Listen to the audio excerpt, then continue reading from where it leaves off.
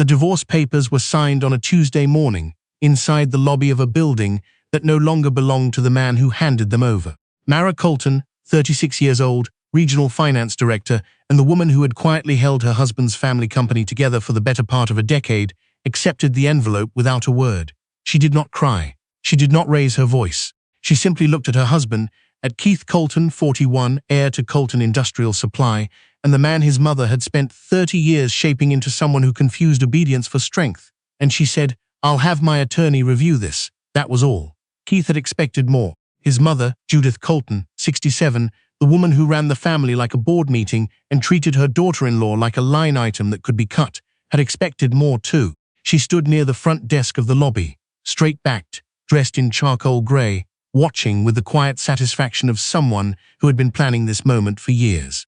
And beside Keith stood Annika Reeves, 32, the sales consultant Judith had hired 18 months ago, the woman she had placed inside the company like a key fitted for a specific lock. Annika touched Keith's arm when Mara turned to leave, a small gesture, proprietary. Mara noticed. She always noticed. What people on the outside never understood about Keith Colton was how thoroughly his mother had constructed him. He was not a cruel man by nature. He was an easily managed one. There is a difference, and it matters. Judith had raised him to believe that loyalty to the family name was the highest virtue, and somewhere along the way he had internalized that to mean loyalty to Judith herself. Whatever she decided, he followed. Whatever she disapproved of, he abandoned. And for years, what Judith Colton had disapproved of most was Mara. Mara had grown up in Dayton, Ohio, the second daughter of a high school math teacher and a woman who worked double shifts at a hospital billing department. She had paid for her own undergraduate degree, worked 2 jobs through her MBA, and joined a mid-sized financial consulting firm in Columbus at 24. She was not from money. She had never pretended to be. And for Judith Colton, who had inherited her own position rather than earned it, there was something deeply threatening about a woman who built things herself. When Keith brought Mara home the first time, Judith had smiled the way people smile when a dentist appointment is shorter than expected. Polite. Relieved it was almost over.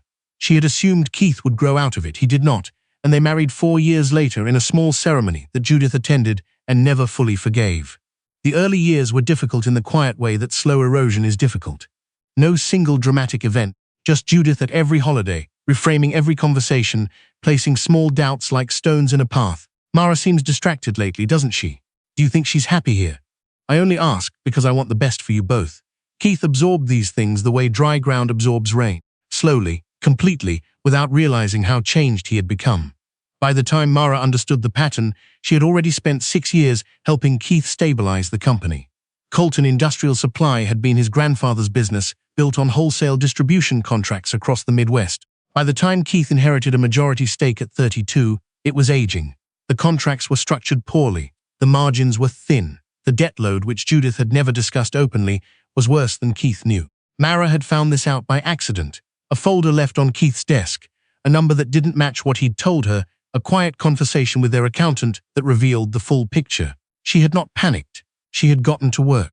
Over the next 3 years, Mara restructured their household finances to free up capital, consulted on the supply chain at no charge, and connected Keith with 2 of her own professional contacts who renegotiated the primary distribution contracts and saved the company an amount that, if Keith had ever sat down and calculated it, would have made the next part of this story impossible to justify. He never calculated it. Judith had her own explanation for the company's recovery. She attributed it to Keith's leadership. She said this at dinner parties. She said it to Keith directly, often, in the specific tone used to remind someone of something they should already believe about themselves. And Keith, who had been told this story so many times it felt like memory, believed it. Annika Reeves arrived in March of the year things fell apart. She was efficient, personable, and exactly the kind of woman Judith Colton would have chosen for her son if she'd had the chance to choose. Which, in a way, she had. Judith had recommended her for the position. She had introduced them at a company dinner. She had made comments to Keith, careful comments, nothing accusatory, about how well Annika understood the business, how naturally she fit in, how different things felt when someone was truly invested. Mara had seen it coming before Keith recognized what it was. She had come home one evening to find him on the phone on the back porch, voice low, laughing at something she hadn't said. She had stood at the kitchen window and watched him for a moment, and something cold and certain settled in her chest. She did not confront him immediately. That was not who Mara was. She was a woman who gathered information before she moved, who assessed a situation from every angle before she committed to a direction. It was what made her good at her job. It was what had made her for years an extraordinary wife to a man who had no idea what he had. Instead, she made a phone call of her own. The call was to her college roommate, a woman named Christine Bauer, who had spent the last 12 years building a private equity portfolio in Chicago. They had stayed close in the way that certain friendships stay close, not daily contact, but the kind of trust that survives long silences. Mara had helped Christine think through her first major acquisition. Christine had never forgotten that. "I need to ask you something professional," Mara said, "and I need it to stay between us for a while." Christine had said yes before Mara finished the sentence. What Mara asked for was information. Colton Industrial Supply had been quietly flagged by two of Christine's analysts as a potential acquisition target. Aging contracts, a recoverable client base, a real estate footprint that was undervalued. Christine had been aware of it for months, but hadn't moved, partly because she hadn't had a reason to accelerate, and partly because she hadn't known about the debt structure in detail.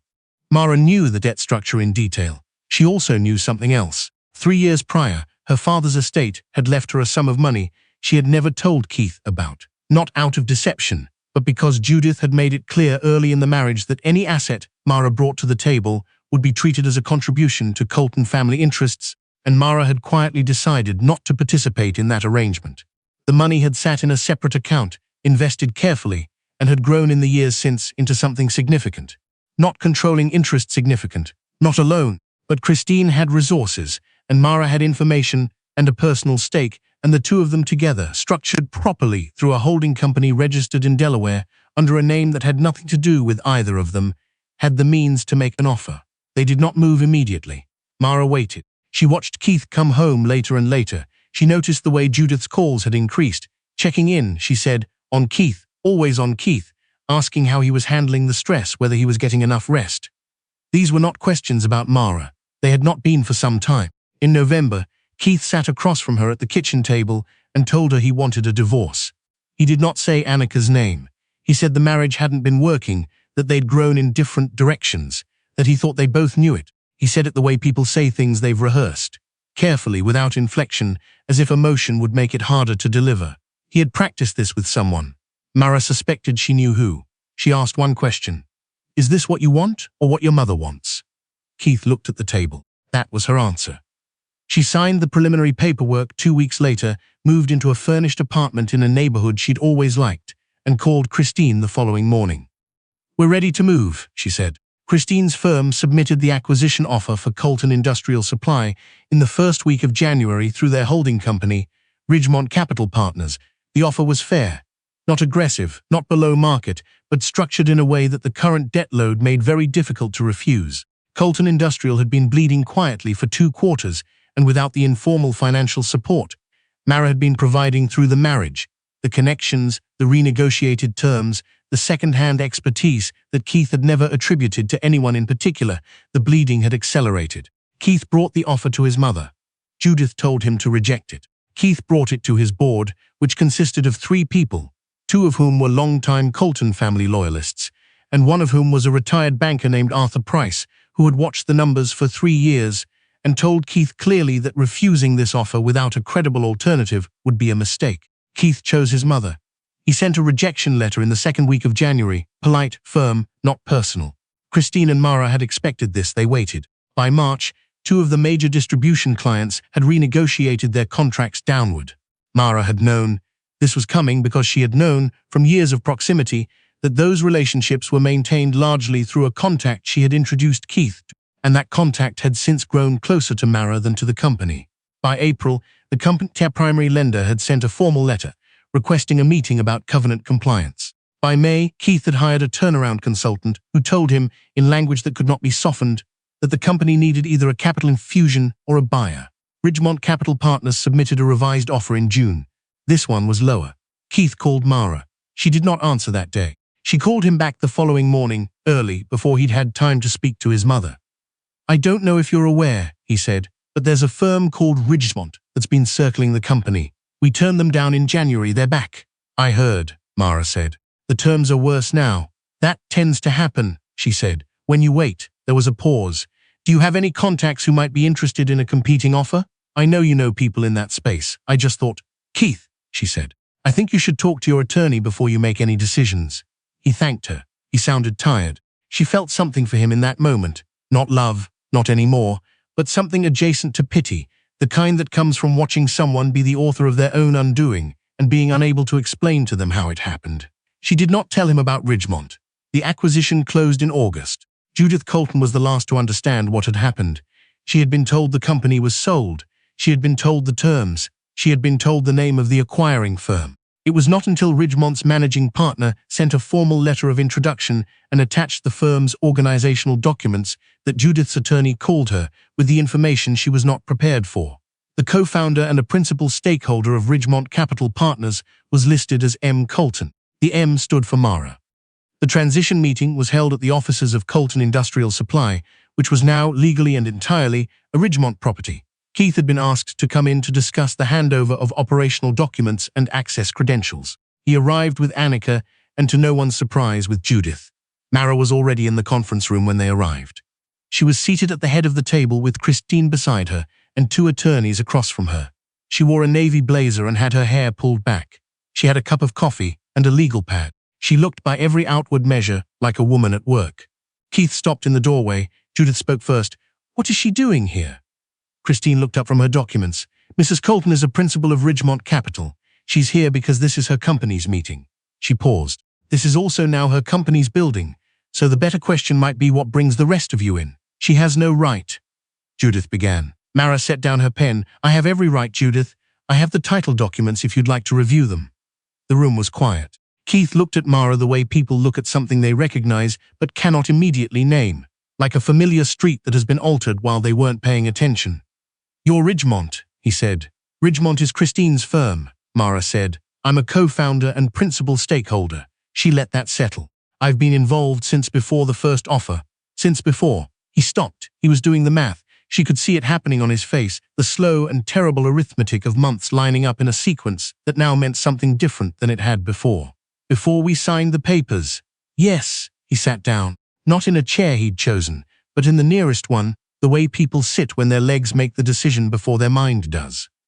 Annika remained standing near the door.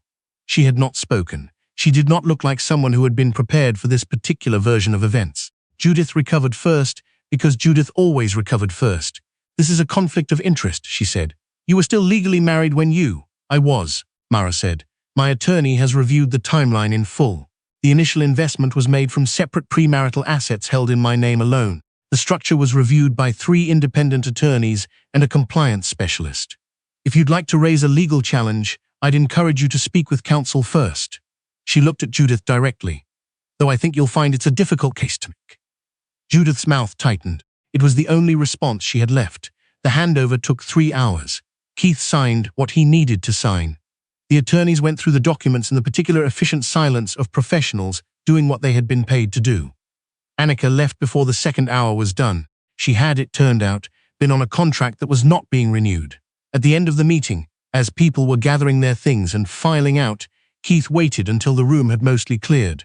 He and Mara were briefly alone, the way 2 people can be alone, in a space that has just become strange to both of them. "I didn't know," he said.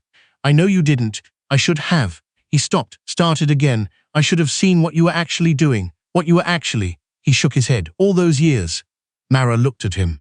She thought about the evenings she had spent reading through his company's financials at the kitchen table, while he watched television in the other room. She thought about the calls she had made, the contacts she had leveraged, the quiet, invisible scaffolding she had built around a company that his family had treated like a birthright and had almost allowed to collapse. She thought about Judith's voice at Christmas dinners, redirecting every conversation. She thought about the phone call she had overheard on the back porch. "You always thought your mother built this company," Mara said. "She didn't. Your grandfather did, and then it started to fall apart, and then a lot of people who weren't given credit for it held it together." She picked up her legal pad. "Now it belongs to someone who knows exactly what it's worth." Keith nodded. He looked like a man who had many things to say and had arrived too late to say any of them. "Take care of yourself," Mara said, and she meant it. Not as a formality, not as a parting wound, but as the plainest and most honest thing she had left to offer the man she had once loved, the simple wish that he would, at some point, manage to do the thing he had never quite figured out how to do for her. She left the building through the front entrance. It was a warm August morning in Columbus, and the city was going about its business the way cities do, indifferent and ongoing. Mara stood on the sidewalk for a moment and took a breath. Christine came out behind her, tucking her phone into her jacket pocket. "Drinks tonight?" "Absolutely," Mara said.